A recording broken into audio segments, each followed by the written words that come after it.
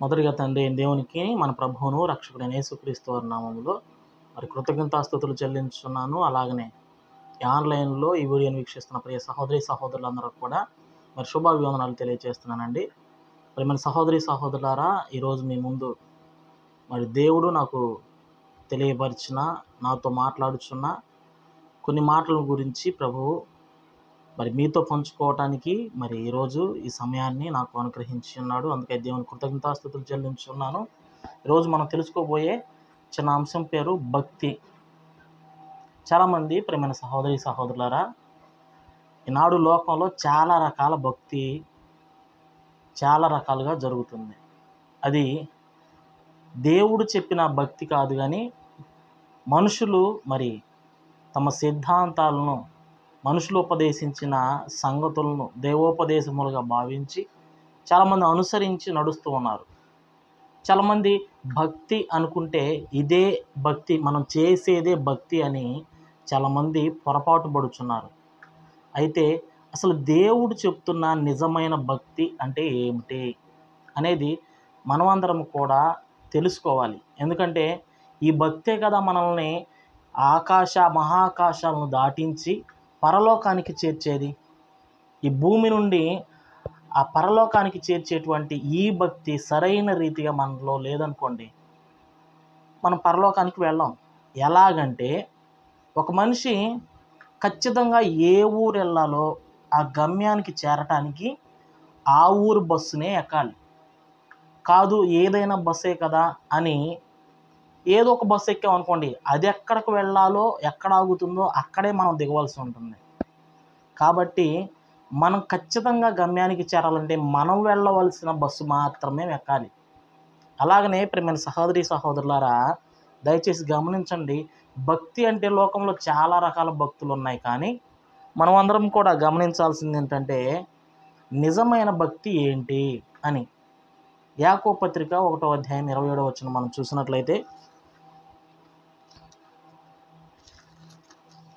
యాకోబు పత్రిక 1వ అధ్యాయం 27వ వచనంలో దేవుని వాక్యం సెలవిస్తూ ఉంది. తండ్రి అయిన దేవుని ఎదుట పవిత్రమును నిష్కలంకమైన భక్తి ఏదనగా దిక్కులేని పిల్లలను, విధవరాండ్రను వారి ఇబ్బందుల్లో పరామర్శించుటయు, ఇహలోక మాలిన్యము తన కంటకుండా తన్ను తాను కాపాడుకొనుటయే.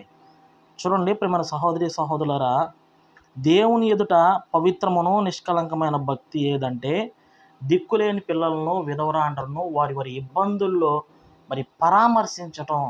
ఇదే నిజమైన భక్తి అని. పవిత్రమును నిష్కలంకమైన భక్తి ఏంటంటే దిక్కులేని పిల్లలను, విధవరాండ్రను వారి ఇబ్బందుల్లో పరామర్శించటం. రెండవది ఇహలోక మాలిన్యం తన కంటకుండా కాపాడుకోవటం. ఈ రెండవది చేస్తున్నారు అందరూ. మరి మొదటి దాన్ని వదిలేశారు.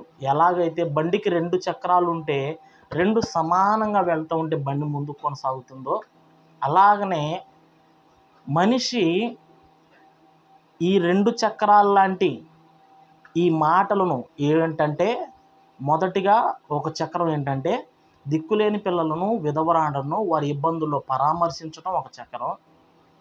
రెండవది ఇహలోక మాలిన్యం అంటకుండా తను తను కాపాడుకోవటం. దీంట్లో ఏ చక్రం లేకపోయినా బండి ముందుకు కొనసాగదు. కాబట్టి ప్రియమైన సహోదరి సహోదరులారా, దేవుడు సెలవిచ్చిన ఈ మాటల్ని ప్రతి ఒక్కరు కూడా అనుసరించి బ్రతకాల్సిందే. ఈనాడు క్రైస్తవ ప్రపంచంలో అందరూ కూడా ఇహలోక మాలిన్యం అంటకుండా ఉండటానికి ప్రతి ఒక్కరు ప్రయత్నం చేస్తున్నారు. అలాగనే చర్చిలో చందా వేస్తేనో, దశమ భాగం ఇస్తేనో, లేకుంటే ఏదైనా చర్చి కట్టుకోవడానికి డబ్బులు ఇస్తేనో, మీటింగ్స్ సహకరిస్తేనో, మరి చర్చిలో వెళ్ళి ఏదో ఒక పరిచర్య చేస్తేనో నాలో ఉన్న భక్తి పెంపొందుతుంది అనుకుంటున్నారు. అయితే అసలు భక్తి అంటే మన చర్చికి వెళ్ళి వింటే వచ్చేదా? అలాగనే చర్చిలోకి వెళ్ళి పాటలు పాడితే వచ్చేదా? మరి ఏం చేస్తే భక్తి వస్తుందంటే వినుట వలన విశ్వాసం వస్తుంది. నువ్వు వాక్యం వింటే నీకు విశ్వాసం వచ్చింది. అది క్రీస్తుని గురించిన మాట వినాలి. మరి పాటలు పాడితే దేవుని స్తుతించడం అంటారు. మరి భక్తి అంటే వింటేనో పాడితేనో వచ్చేది కాదు, కానీ చేస్తే వచ్చేది భక్తి. అది మనం అందరం కూడా చెయ్యాలి. ఎలా చేయాలనంటే దిక్కులేని పిల్లలను, విధవరాండ్రను వారి ఇబ్బందుల్లో పరామర్శించాలి. ఇహలోక మాలిన్యం అంటకుండా కాపాడుకోవాలి. మనం కొంతమందిని చూద్దామండి. అపోస్తుల కార్యముల గ్రంథము 10వ అధ్యాయము మొదటి నుండి మనం చూస్తే ఇక్కడ భక్తుడైన కొర్నేలి గారు మనకి అక్కడ కనపడతారు. అయితే చాలాసార్లు ఈయన గురించి మనం చదువుకున్నాం. ఆయన గురించి దేవుని వాక్యం సెలవిస్తూ ఉందంటే అపోస్తుల కార్యముల గ్రంథము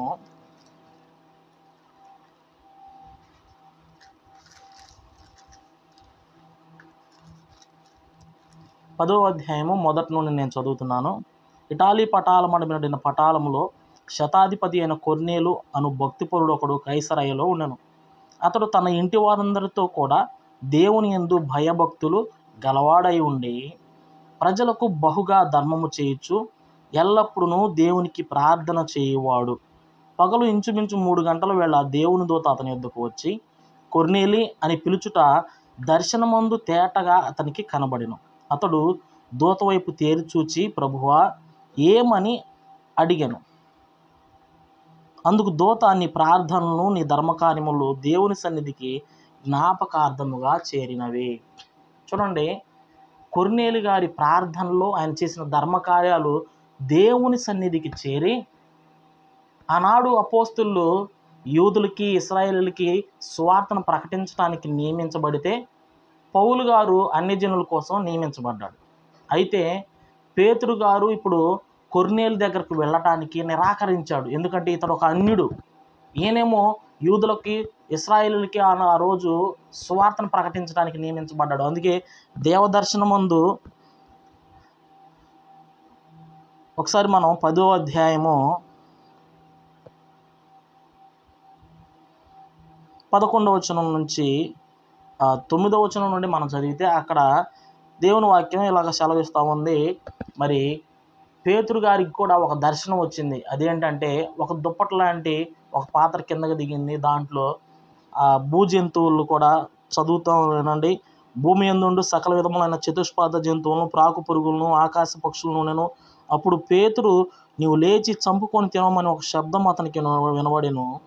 అతడు పేతురు, ప్రభువా, నిషిద్ధమైన దాన్ని అపవిత్రమైన దాన్ని ఏదైనా నేను ఎన్నడూ తినలేదని చెప్పగా, దేవుడు పవిత్రము చేసిన వాటిని నీవు నిషిద్ధమైన వాటిగా ఎంచవద్దని మరలా 2వ మారు ఆ శబ్దం అతనికి వినబడెను. చూడండి, అన్యజనులకి స్వార్థ ప్రకటించడానికి నేను నిషిద్ధమైన వాడిని అని తాను అంటున్నాడు. కాదు, దేవుడు పవిత్రపరిచిన దాన్ని నువ్వు నిషిద్ధమైనదని ఎందుకు ఎంచుతున్నావు? కాబట్టి నీ దగ్గరకు కొంతమంది మనుషులు వస్తారు. వారు నిన్ను ఆ కొర్నేలు దగ్గరకు తీసుకువెళ్తారు. నువ్వు వెళ్ళి వారికి వాక్యం ప్రకటించి వారికి రక్షణ పొందేటట్లు నువ్వు వాక్యం చెప్పాలని చెప్పగానే ఆయన మారు మాట్లాడకుండా వెళ్ళే పరిస్థితిని మనం చూస్తాం.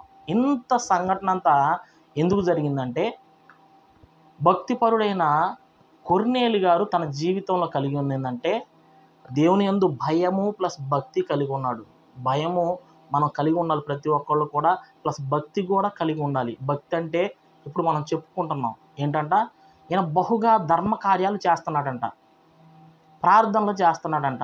తన జీవితంలో బాగా ఎక్కువగా కలిగి ఉన్న ప్రధానమైన మరి అంశం ఏమిటంటే ధర్మ కార్యాలు చేయటము. ఇంకొంచెం మనం ముందుకెళ్ళి 9వ అధ్యాయము 36వ వచనంలో మనం చూస్తే అక్కడ తబితా అనబడిన దోర్కా గురించి మనం చూస్తాం. ఒకసారి చూడండి, అపోస్తుల కార్యముల గ్రంథము 9వ అధ్యాయము 36వ వచనము.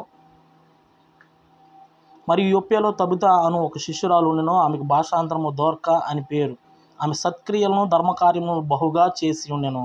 ఆ దినముల యందు ఆమె కాయలపడి చనిపోగా వారు శవము కడిగి మేడగదిలో పరుండబెట్టరి. మరి లొద్ద యొప్పేకి దగ్గరగా ఉండుట చేత పేతురు అక్కడ ఉన్నాడని శిష్యులు విని అతడు తడువు చేయక తమ యొద్దకు రావాలని మరి వేడుకొనుటకు 2 మనుష్యులను అతని యొద్దకు పంపిరి. పేతురు లేచి వారితో కూడా వెళ్ళి అక్కడ చేరినప్పుడు వారు మేడగదిలోని అతన్ని తీసుకొని వచ్చిరి. విధవరాండ్రను వచ్చి ఏడ్చుచు దోర్కా తమతో కూడా ఉన్నప్పుడు కుట్టిన అంగీలను వస్త్రమును చూపుచు అతని ఎదుట నిలిచిరి. పేతురు అందరిని వెలుపలకు పంపి మోకాళ్ళు నీ ప్రార్థన చేసి శవము వైపు తిరిగి తబితా లెమ్మనగా ఆమె కన్నులు తెరిచి పేతురును చూచి లేచి కూర్చుండెను. చూడండి ప్రియమైన సహోదరి సహోదరులారా, ఈ తబిత అనబడిన దోర్క తాను చనిపోకముందంట చాలా బహుగా ధర్మకార్యాలు చేసిందంట, చాలా సహాయం చేసిందంట. అక్కడ ఉన్న విధవరాండ్రు చూడండి, విధవరాండ్రను పరామర్శించాలి, మరి తల్లిదండ్రులు లేని వారిని పరామర్శించాలి, వారికి సహాయం చేయాలని చెప్పిన దేవుని వాక్యాన్ని ఆమె విడువక మరువక మరి అనుసరిస్తుంది. కాబట్టి వాళ్ళందరూ తమకి ఆ కుట్టించిన అంగీలను చూపిస్తూ ఏడుస్తున్నారంట. ఏడుస్తూ ఆమె బ్రతకాలని కోరుకున్నారు.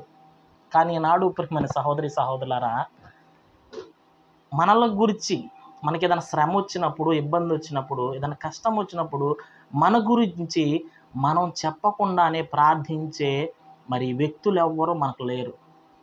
ఈనాడు మన దౌర్భాగ్యం ఏంటంటే క్రైస్తవ సంఘాల్లో వీడు నాశనం అయిపోవాలి, వాడు మరి ఇలాగైపోవాలి అలాగైపోవాలని దూషించే వాళ్ళే ఉన్నారు. కానీ మనమందరం కూడా చక్కగా ఆ కుటుంబం విషయమై, ఆ వ్యక్తి విషయమై ప్రార్థించాలి అని ఆలోచన కలిగిన వాళ్ళు ఎవరు లేరు. అట్టి బ్రతుకు కూడా ఈనాడు ఎవరికి లేదు. అందుకే ప్రియమైన సహోదరి సహోదరులారా, మన కొరకు మనం చెప్పకుండానే అయ్యా సేవకుడా నా కోసం ప్రార్థించి, సహోదరి నా కోసం ప్రార్థించి అని మనం అడుగుతూ ఉంటాం. అడగకుండానే మనకి ఏదైనా కష్టం వచ్చిందని తెలియగానే, మనకి ఏదైనా బాధ ఉందని తెలియగానే మన కొరకు ప్రార్థించే వాళ్ళు ఉన్నారో లేదో మనం అందరం ఆలోచించాలి. ఎందుకంటే దేవుని వాక్యం సెలవిస్తూ ఉంది, ప్రేమన సహోదరి సహోదరులారా, నిన్ను వలే నీ పొరుగు వారిని ప్రేమించాలి. ఎప్పుడైతే మనము ఇతరులను ప్రేమించే వాళ్ళముగా ఉంటామో, ఇతరులను ఆదరించే వాళ్ళముగా ఉంటామో, అప్పుడు తిరిగి మరలా దాన్ని మనం పొందుకుంటాం. మనము ఆదరించబడతాము, మనము ప్రేమించబడతాం.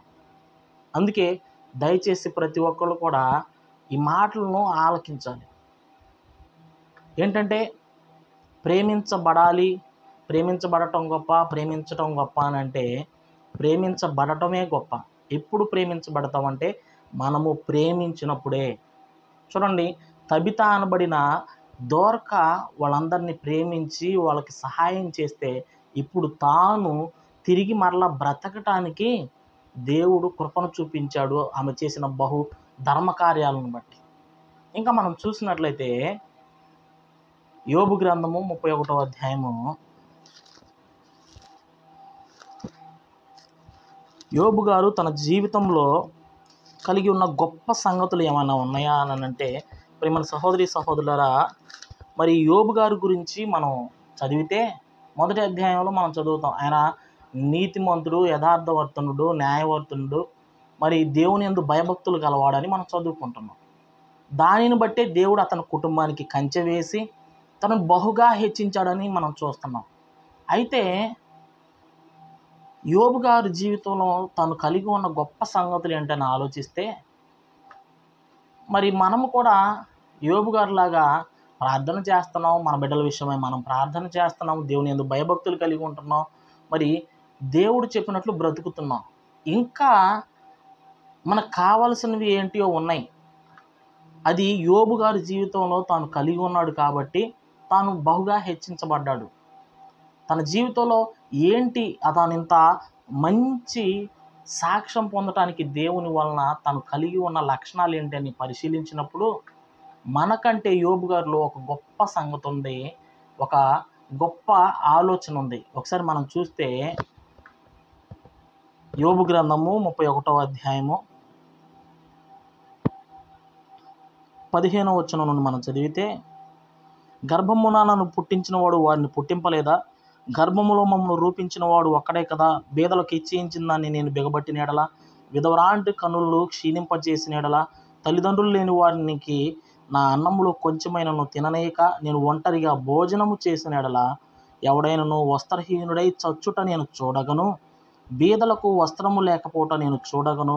వారి దేహములు నన్ను దీవించకపోయిన ఎడల, వారికి నా గొర్రెబొచ్చుల చేత వేడిమి పొందకపోయిన ఎడల, గుమ్మములో సహాయము దొరుకునని తండ్రి లేని వారిని నేను అన్యాయము చేసిన ఎడల, నా భుజశల్యము దాని గూటి నుండి ఊడిపడునుగాక, నా బాహువు ఎముకల్లోనికి విరుగునుగాక. నేను అలాగు చేయలేదు. నా బాల్యము మొదలుకొని నన్ను దిక్కులేని వాడు తండ్రి భావంతో నన్ను భావించి నా యొద్ద పెరిగాను. నా తల్లి గర్భం మందు పుట్టిన నాటి నుండి దిక్కులేని వారికి నేను మార్గదర్శిని అయితేని. దేవుని మహత్యము ఎదుట నేను నిలవజాలననియో, ఆయన నన్ను నిర్మూలము చేయననియో భీతి పుట్టెను.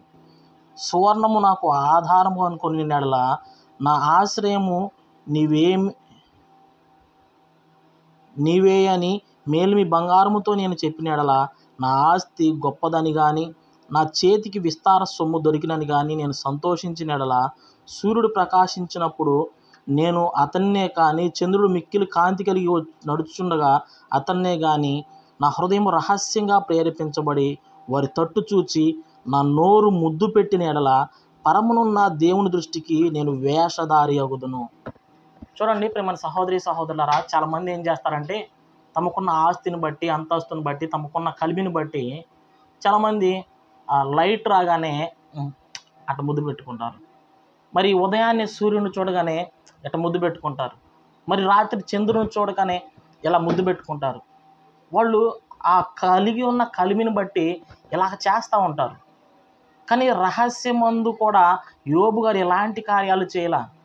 పరమనున్న దేవుని వైపే ఆయన చూశాడు. ఆయన ఎడల భయభక్తులు కలిగి బ్రతికాడు. అయితే తాను చిన్ననాటి నుండి గర్భము నుండి పుట్టినది మొదలుకొని ఎలాంటి కార్యాలు చేస్తున్నాడంట. ఏంటంటే బేదలకు ఇచ్చిన దాన్ని బిగబట్టలేదంట. విధవరాంటి కనులు మరి క్షీణింపజేసేటట్టు ఆయన చేయలేదు. తల్లిదండ్రులు లేని వారిని అన్నములో తను తినే అన్నంలో కొంచెం వాళ్ళకి పెట్టాడంట. మరి దిక్కులేని వారు మరి తన ఎదుట మరి దిక్కులేని పిల్లలను ఆయన వారి ఇబ్బందుల్లో పరామర్శించాడంట. వారికి కావలసిన ప్రతి ఆహారాన్ని ఆయన సిద్ధపరిచాడంట. కాబట్టి ఇప్పుడు మన సహోదరి సహోదరులారా, మనమందరము కూడా మన జీవితంలో దిక్కులేని వారికి, విధవరాండ్రకు, రోడ్ల పక్కన ఉన్న చాలామంది ఇప్పుడు మన సహోదరి సహోదరులారా మనం చూసినట్లయితే చాలామంది ఈనాడు చాలా మంచి కార్యాలు చేస్తూ ఉన్నారు. చాలా మరి చలికాలంలో దుప్పట్లు పంచడం అని, ఆహారం పంచడం అని. మేము కూడా ప్రియమైన సహోదరి సహోదరులారా మరి ప్రతి 2వ శనివారము మరి భోజనాలు పంపిణీ చేయటం జరుగుతూ ఉంది. ఇవన్నీ ఎందుకనంటే ప్రతి ఒక్కళ్ళు కూడా ఆశీర్వాదం పొందాలి. ఎలాగంటే ఆయన దేవుని వాక్యం సెలవిస్తున్నట్లుగా, యోబు గారు మాట్లాడుచున్నట్లుగా చూడండి, బీదలకు వస్త్రములు లేకపోవటం నేను చూడగను. 19వ వచనంలో చెప్తున్నాడు, వారి దేహములు నన్ను దీవించకపోయిన ఎడల. నువ్వు ఎప్పుడైతే మరి వారికి సహాయం చేస్తావో, బట్టలు ఇస్తావో, ఆహారం ఇస్తావో, వాళ్ళు చేతులు ఎత్తయ్యా దేవుళ్ళలాగా వచ్చావు, దేవుడు నిన్ను చల్లగా దీవించునుగాక, దేవుడు 100 ఏళ్ళు నిన్ను దీర్ఘాయుషుతో మరి నింపునుగాక అని వాళ్ళందరూ కూడా ఆశీర్వదిస్తూ ఉంటారు. అట్టి ఆశీర్వాదం మనకు కావాలి. చూడండి, దేవుని వాక్యం సెలవిస్తుంది ఏంటంటే సమూయేలు గారి గురించి, యేసుక్రీస్తు వారి గురించి మాట్లాడుతూ వారు మనుషుల దయను దేవుని దయను పొందుకున్నారని. దేవుని దయతో పాటు మనుషుల దయ కూడా కావాలి. మనుషుల దయ ఉందండి, దేవుని కృప ఉంటే చాలు, నాకు దేవుని దయ ఉంటే చాలు, దేవుని ఆశీర్వాదం ఉంటే చాలు అని అనుకుంటూ ఉంటారు. కానీ దేవుని ఆశీర్వాదమే కాదు, దేవుని దయే కాదు, కానీ మనుషుల దయ కూడా నీకు కావాలని దేవుని వాక్యం సెలవిస్తూ ఉంది. కాబట్టి ఇప్పుడు మన సహోదరి సహోదరులారా, ఇలాగున భక్తులైన వాళ్ళందరూ కూడా తమ జీవితాల్లో కలిగి ఉన్న గొప్ప విషయం ఏంటంటే వాళ్ళు బహుగా ధర్మకార్యాలు చేస్తున్నారు. అబ్రహాం గారు మనం చూస్తే హెబ్రీయులకు రాసిన పత్రిక సెలవిస్తుంది ఏంటంటే వాళ్ళు దేవదూతలని ఎరుగకయే వాళ్ళు పరిచర్య చేశారు, వాళ్ళకి ఆహారం పెట్టారు కాబట్టి వాళ్ళు కుమారుణ్ణి పొందుకున్నారు అని. అబ్రహాం గారు తాము అలవాటు చొప్పున అటు వస్తున్న దేవదూతలు 3 మనుషులను చూసి వారికి త్వరగా ఆహారాన్ని సిద్ధపరిచి ఒక పెయ్యదోడని కోసేసి వారికి వధించి మరి వాళ్ళకి కూర సిద్ధపరిచారంట. 3 మానికల మెత్తటి పిండిని పిసికి శారా గారికి చెప్పాడమ్మా, ఒక 3 మానికల మెత్తటి పిండిని పిసుకు రొట్టెలు తయారు చేయనగానే మారు మాట్లాడకుండా ఆమె ఆ పిండిని కలిపేసేసి వారికి రొట్టెలు సిద్ధం చేసింది. ఈనాడు చాలామంది క్రైస్తవ స్త్రీలు కనీసం ఆతిథ్యం ఇవ్వటం కూడా రాదు. ఇంటికి వచ్చిన వారిని అన్న కూర్చోండి, కుర్చీ అనేసి కూర్చోండి అని, మరి దూరం నుండి వచ్చినప్పుడు వారికి కూర్చుని మంచినీళ్ళు ఇవ్వటమో, టీ ఇవ్వటమో ఇలాగ చేస్తూ ఉంటారు. చాలామందికి ఇలాంటి కార్యాలు చేయటం కూడా తెలియదు. వాళ్ళు మరి ఇలాంటి కార్యములు వాళ్ళ జీవితంలో కలిగి ఉండరు. కాబట్టి ఇప్పుడు మన సహోదరి సహోదరులారా, మీరు కూడా అలాగ ఉన్నారేమో. అబ్రహాం గారి గురించి రాయబడింది ఏంటంటే వాళ్ళు దేవదూతలను ఎరుగకయే వారికి పరిచర్య చేశారు, వాళ్ళకి ఆహారం పెట్టారు. వాళ్ళు వెళ్తా మరుసటి సంవత్సరం కల్లా మీ చేతిలో ఒక కుమారుడు ఉంటాడు అని చెప్పి దీవించి వెళ్ళారు. కాబట్టి ప్రియమైన సహోదరి సహోదరులారా, దేవుని సెలవిచ్చినట్లుగా ప్రతి ఒక్కళ్ళు కూడా బహుగా ధర్మకార్యాలు చేసేవాళ్ళుగా ఉండాలి. మీరు కూడా ఇలాంటి కార్యాలు చేయని వారైతే ఇప్పటి నుండైనా నిజముగా మీరు భక్తి చేస్తున్నామని అనుకుంటే మీ భక్తిలో 2 రకాల పనులు ఉండాలి. ఏంటంటే నిన్ను పరిశుద్ధపరచుకోవటం, పరిశుద్ధంగా కాపాడుకోవటమే కాదు, కానీ నువ్వు దిక్కులేని పిల్లలను, విధవరాండ్రను వారి ఇబ్బందుల్లో పరామర్శించాలని. అన్నయ్య నా దగ్గర డబ్బులు లేవు, నేను బీదవాడిని, నేనేం చేయాలని అంటే నువ్వు కనీసం పరామర్శించాలి. ఈనాడు మరి చాలామంది ఏం చేస్తున్నారంటే అప్పుడు యోబు గారి స్నేహితులు ఆ కాలంలో ఆయన్ని నిందించినట్లు, ఆయన అవమానపరిచినట్లు, అయ్యా నువ్వు ఎంత ఆస్తిపరుడు కదా, నువ్వు ఎవరికైనా సహాయం చేసావా, ఎప్పుడన్నా బీదలకు కనికరించావా అని వాళ్ళు ఆయన్ని కాకులు పొడుచుకు తిన్నట్లు తింటున్నారు. అందుకే యోబు గారు 31వ అధ్యాయంలో ఇలాగ చెప్తున్నాడు అనమాట. అంతకుముందు అధ్యాయం మనం చూసినట్లయితే, అయ్యా నువ్వు ఎప్పుడన్నా ఎవరికైనా సహాయం చేసివా, అందుకే దేవుడు నీ పిల్లలు ఏమైనా పాపం చేశారేమో, అందుకే దేవుడు నీ పిల్లలను చంపేశాడు, నువ్వేమైనా పాపం చేసి ఉంటావు, అందుకే దేవుడు నీ గతి అంతా ఎట్లాగా అయిపోయిందని. అయితే మరి మన సహోదరి సహోదరులారా, మన స్థితిగతులు ఎలాగ మారుట దేవుని కృపను, దేవుని మరి గొప్ప నామము మరి హెచ్చించబడుటకే. ఆలోచించండి, లాజరు గారు అబ్రహాము రొమ్మున ఆనుకొనబడుటకు తీసుకువెళ్ళాడు, కానీ అతడు కురుపులతో వ్యాధితో నిండి ఉన్నాడు. మరి లాజరు గారు భక్తిపరుడు కాదనే అతను స్వస్థపరచబడలేదు. ఇంకా మనం చూసినట్లయితే తిమోతి గారి గురించి పౌలు గారు మాట్లాడుతూ, అయ్యా నీ కడుపు జబ్బు నిమిత్తము కొంచెం ద్రాక్షారసం పుచ్చుకోమన్నాడు.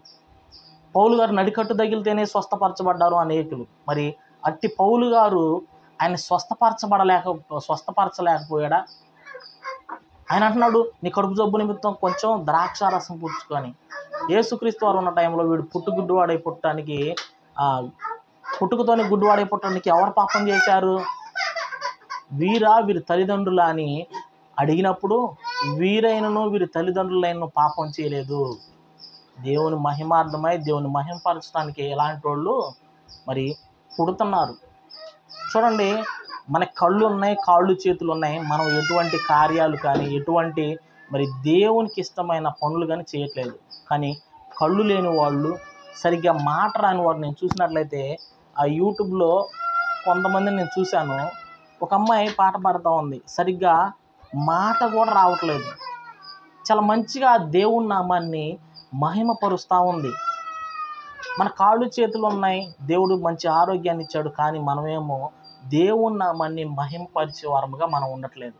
కాబట్టి అలాంటి వాళ్ళు చూసినప్పుడైనా మనకు సిగ్గు రావాలని, మనం కూడా వారి వలె మరి దేవుని నామాన్ని మహిమపరచాలని దేవుడు ఇలాంటి వారిని మనకి చూపించటం కొరకే, వారి ద్వారాగా మనం మా బ్రతుకులు మార్చుకోవటం కొరకే ఇలాగ చూపించాడు.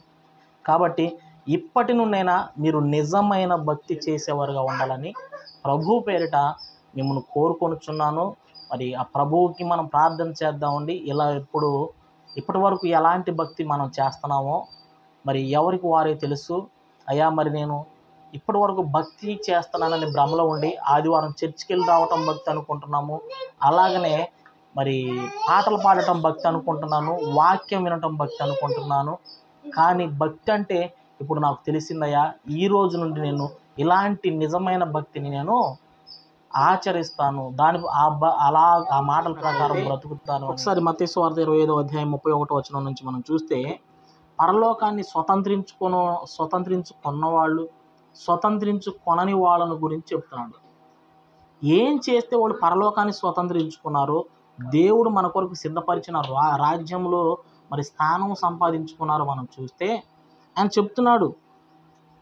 మత్తయి సువార్త 25వ అధ్యాయము 31వ వచనం మనం చూస్తే, తన మహిమతో మనుష్య కుమారుడు ఆయనతో కూడా తమ సమస్త దూతలు వచ్చినప్పుడు ఆయన తన మహిమ గల సింహాసనము మీద ఆసీనుడై ఉండును. అప్పుడు సమస్తమును జనములు ఆయన ఎదుట పోగు చేయబడుదురు. గొల్లవాడు మేకల్లో నుండి గొర్రెలను వేరుపరుచున్నట్లు ఆయన వారిని వేరుపరిచి తన కుడివైపున గొర్రెలను ఎడమవైపు మేకలను నిలవబెట్టును. అప్పుడు రాజు తన కుడివైపున ఉన్న వారిని చూచి, నా తండ్రి చేత ఆశీర్వదించబడిన వారులారా, లోపలికి రండి, లోకము పుట్టినది మొదలుకొని మీ కొరకు సిద్ధపరచబడిన రాజ్యమును స్వతంత్రించుకొనుడి. నేను ఆకలిగొంటిని, మీరు నాకు భోజనము పెట్టితిరి. నేను దప్పిగొంటిని, నాకు దాహం ఇచ్చితిరి. పరదేశినై ఉంటిని, నన్ను చేర్చుకుంటిరి. దిగంబరినై ఉంటిని, నాకు బట్టలిచ్చితిరి. రోగినై ఉంటిని, నన్ను చూడవచ్చితిరి. చెరసాలలో ఉంటిని, నా యొద్దకు వచ్చితిరని చెప్పును. అందుకు నీతిమంతులు, ప్రభువా, ఎప్పుడు నీవు ఆకలిగొని ఉండుట చూచి నీకు ఆహారం ఇచ్చితిమి? నీవు దప్పికగొని ఉండుట చూచి ఎప్పుడు దాహం ఇచ్చితిమి? ఎప్పుడు పరదేశివై ఉండుట చూచి నిన్ను చేర్చుకొంటిమి? దిగంబరివై ఉండుట చూచి బట్టలిచ్చితిమి? ఎప్పుడు రోగివై ఉండుటనైనను చెరసాలలో ఉండుటైనను చూచి నీ వద్దకు వచ్చితమని ఆయనను అడిగెదరు. అప్పుడు అందుకు రాజు, మిక్కిలి అల్పులైన ఈ నా సహోదరులో ఒకనికి మీరు చేసిదిరి గనుక నాకును చేసిదరని నిశ్చయముగా చెప్పుచున్నానని వారితో అనెను. చూడండి, వీళ్ళు లోకం పుట్టిన మొదలుకొని మరి తండ్రి కొరకు తండ్రి మన కొరకు ఏదైతే సిద్ధపరిచాడో ఆ లోకాన్ని స్వతంత్రించుకోవడానికి లోకం పుట్టిన మొదలుకొని మన తండ్రి చేత ఆశీర్వదించబడిన వాళ్ళ లోపలికి రండి, మీరు దేవుడు మీ కొరకు ఏర్పరిచిన ఈ రాజ్యాన్ని స్వతంత్రించుకోండి అని అంటున్నాడు. ఎందుకు అంటున్నాడంటే, ఏం చేశారు వీళ్ళు? వాళ్ళ జీవితంలో ఏమి కలిగి ఉన్నారు? మనం ఏమి కలిగి లేము. చూడండి, దేవుడు మన కొరకు సిద్ధపరచబడిన పరలోకాన్ని మనం స్వతంత్రించుకోవాలంటే మనం చేయవలసిన భక్తి విధానం ఏంటంటే, ఆయన చెప్తున్నాడు అనమాట. నేను ఆకలి కొంటే ఆహారం పెట్టారు, దాహం వేస్తే మంచినీళ్ళు ఇచ్చారు. చూడండి, మంచినీళ్ళు ఇచ్చినా కానీ దేవుని ఎడల మనం భయభక్తులు గలవారమే. చూడండి, ఆహారం పెట్టారంట, మంచినీళ్ళు ఇచ్చారంట, మరి రోగినై ఉంటే పరామర్శించడానికి వచ్చారంట, చెరసాల్లో ఉంటే చూడటానికి వచ్చారంట. ఇవన్నీ మేమెప్పుడు చేసామయ్యా అని అంటే, ఆ మిక్కిలి అల్పులైన ఈ నా సహోదరులు ఒకడికి చేస్తే నాకు చేసినట్టే. చూడండి, మన చుట్టుపక్కల ఉన్న వాళ్ళు ఎక్కడో ఉండరు. బీదలంటే చాలామంది ఎక్కడో అనాథ శరణాలయాలు ఉంటాయి, ఎక్కడో మరి వృద్ధాశ్రమాలు ఉంటాయి, వాటికి వెళ్ళి మనం చేయాలి అనేది అక్కడ చెయ్యాలి. కానీ అంతకంటే ముందు మీ సంఘాల్లో, మీ చుట్టుపక్కల ఉన్న గృహాల్లో, మీ దగ్గర ఉన్న కాలనీలో, మీ ఊర్లో చాలామంది ఉంటారు. మొట్టమొదటగా నీవు నీ సంఘములో నుండే ప్రారంభించాలి. దిక్కులేని వారికి నువ్వు సహాయం చేసేవాడుగా ఉండాలి. చూడండి, ఇప్పుడు ఎడమవైపు ఉన్న మేకలతో ఎడమవైపున వేరు చేయబడిన వారితో అంటున్నాడు. ఏమంటున్నాడో చూడండి.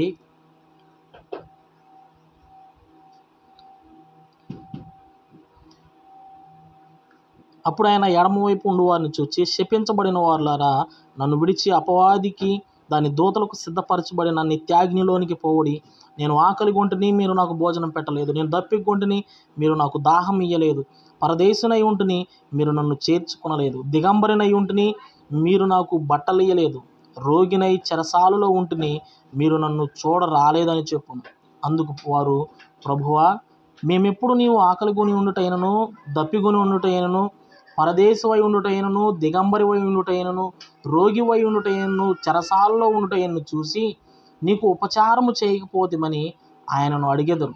అందుకైన మిక్కిలి అల్పులైన వీరిలో ఒకరికైనాను మీరు ఇలాగూ చేయలేదు గనుక నాకు చేయలేదని మీతో నిశ్చయముగా చెప్పుచున్నానని వారితో అనను. వీరు నిత్య శిక్షకును, నీతిమంతులు నిత్య జీవమునకును పోదురు. నిత్య జీవాన్ని పొందాలి అంటే ఖచ్చితంగా ఎలాంటి భక్తి మనం అందరం కలిగి ఉండాల్సిందే. ఎలాంటి భక్తి? ఆదివారం చర్చికి వెళ్ళి పాటలు పాడి వాక్యం విని అక్కడ ఏదో కొంచెం పరిచర్య చేసి వస్తే అది భక్తి అనరు. నువ్వు ఒకరినొకరు మరి హెచ్చరించుకోవటం, వాక్యం విని ఆత్మలో బలపడటానికి అక్కడికి వెళ్తున్నావు. భక్తి అంటే మనం చెయ్యాలి. ఎక్కడ చేయాలంటే మనం చర్చిలో నుంచి బయటకు వచ్చిన తర్వాత మన సమాజంలో తిరుగుతున్నప్పుడు మనం చేయవలసిన భక్తి విధానం ఇది. ఏంటంటే దిక్కులేని వారికి, బీదలైన వారికి నువ్వు ఆహారం పంచాలి, వస్త్రాలు ఇవ్వాలి. మరి వారి చెరసాల్లో ఉంటే చూడటానికి వెళ్ళాలి. వాళ్ళు హాస్పిటల్లో రోగులై ఉన్నప్పుడు కనీసం వాళ్ళు చూడటానికి వెళ్ళాలి. చాలామంది ఈనాడు కనీసం ఎవరన్నా సహోదరులు హాస్పిటల్లో ఉంటే చూడటానికి కూడా వెళ్ళట్లేదు. ఎలాగ మరి దేవుడు పరలోకాన్ని మనకిస్తాడనుకుంటున్నారు? కాబట్టి ఇప్పుడు మన సహోదరులారా, దయచేసి ప్రతి ఒక్కళ్ళు ఆలోచించండి. దేవుడు చెప్పిన భక్తి విధానం ఇది. కాబట్టి మదర్ తెరీసా గారిని మనం చూసినట్లయితే ఆమె చెప్తా ఉంది, మానవ సేవే మాధవ సేవ అని. ప్రార్థన చేసే పెదవుల కన్నా సాయం చేసే చేతులు మిన్న అని. ఈనాడు చాలామంది వీటిని బట్టి హేళనగా వ్యంగ్యంగా మాట్లాడుతూ ఉన్నారు చాలామందిని చూసినప్పుడు. ఆమె భక్తిని చేసింది, భక్తిని చెప్పలేదు. ఆర్ఆర్కే మూర్తి గారు అయ్యగారు అంటూ ఉంటారనమాట అప్పుడప్పుడు. ఏంటంటే క్రైస్తవులు అందరూ అబద్ధాలు చెప్తూ ఉంటారు, అబద్ధాలు మాట్లాడుతూ ఉంటారు, కానీ క్రైస్తవులు అబద్ధాలు పాడుతూ ఉంటారు అని. చూసారా? అబద్ధాలంట పాడతారంట. ఏమని? నేను ఉండలేనయ్యా, నేను బ్రతకలేనయ్యా నువ్వు లేకుండాని, గుండె నిండా నువ్వేనని. ఇలాగా దేవుణ్ణి ఎన్నెన్ని రకాలుగానో పొగుడుతా, ఆయన చెప్పింది నేను చేస్తానని చెప్తూ ఉంటారు, కానీ ఏమీ చేయరు. అబద్ధాలు పాడుతూ ఉంటారంట క్రైస్తవులు. కాబట్టి మనం కూడా ఇలాగా చెప్పేవాళ్ళంగా ఉంటున్నామేమో, ఇలాగ చెప్తూ చేయని వారముగా ఉంటున్నామేమో. అందుకే దేవుని వాక్యం సెలవిస్తూ ఉంది కదా, యేసుక్రీస్తు వారు చెప్తూ, పరలోక రాజ్యంలో ఎవడు అల్పుడనంటే ఈ వాక్యం ఎవరైతే చదివి తన ప్రకారం బ్రతకకుండా ఎదుటి వారికి బోధిస్తారో, ఎదుటి వాళ్ళకి చెప్తారో వాడే పరలోక రాజ్యంలో మిక్కిలి అల్పుడు. మనం వాక్యాన్ని చదువుతాం, వింటాం, కానీ దాని ప్రకారం బ్రతకం. మనం బ్రతకకుండా ఇతరులకి ఎలా బ్రతకాలి, ఎలా బ్రతకాలి, ఎలా ఉండాలి, ఎలా ఉండాలని చెప్తూ ఉంటారు. అది ఎవరైనా సరే, సేవకులైనా విశ్వాసులైనా సరే, అలాగ చెప్పిన దానివల్ల వాళ్ళకి ప్రయోజనం లేదు. వాళ్ళు పరలోక రాజ్యంలో మిక్కిలి అల్పులు. కాబట్టి ప్రియమైన సహోదరి సహోదరులారా, మీరు కూడా నిజమైన భక్తి చేసేవారుగా ఉంటున్నారో, మరి భక్తి చేస్తున్నామనే భ్రమలో ఉన్నారో మీరు ఆలోచించుకొని ఒక మంచి నిర్ణయం తీసుకోవాలని ప్రభుపేట మిమ్మల్ని మరి హెచ్చరిస్తున్నాను. అలాగనే మిమ్మల్ని వేడుకుంటున్నాను, ఇక నుండి నేను ఎలాంటి భక్తి మీరు చెయ్యాలి అని. మీ అందరికీ వందనాలు తెలియజేస్తున్నాను. మరి ఒకసారి మరొక వీడియోలో మనం అందరం కలుసుకుందామండి.